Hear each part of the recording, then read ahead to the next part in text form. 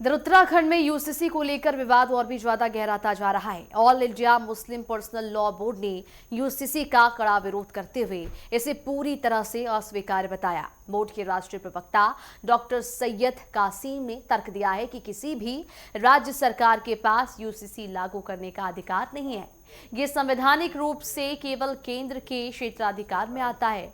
Doctor Qasim ने कहा है कि यूसीसी कोई मौलिक अधिकार नहीं है और इसे बिना व्यापक आम सहमति के लागू नहीं किया जाना चाहिए। उन्होंने पूर्ववर्ती लॉ कमीशन की रिपोर्ट का हवाला देते हुए कहा कि आयोग ने भी देश में यूसीसी की तत्काल आवश्यकता या फिर किसी आपात स्थिति से इनकार किया था। बोर्ड के अनुसार धार्मिक और व्यक्तिगत कानूनों में हस्तक्षेप संवैधानिक मूल्यों के खिलाफ है। यूसीसी लागू करने का जो अधिकार है वो सेंट्रल गवर्नमेंट को है। कॉन्स्टिट्यूशन के मुताबिक सेंट्रल गवर्नमेंट ही लागू कर सकती है, वो भी आम सहमति बनाने के बाद। सेंट्रल गवर्नमेंट ने लॉ कमीशन से मालूमात की, लॉ कमीशन ने मना कर दिया कि कोई जरूरत नहीं है यूसीसी।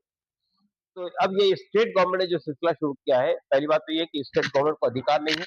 दूसरी बात मुझे ये कहना है कि ये यूनिफॉर्म सिविल कोड है भी नहीं, इसलिए कि जब आप उसमें एग्जाम कर रहे हैं कि इनको इन पे लागू नहीं होगा, इन पे लागू नहीं होगा, इन पे लागू नहीं होगा, तो आप यूसीसी कैसे करें।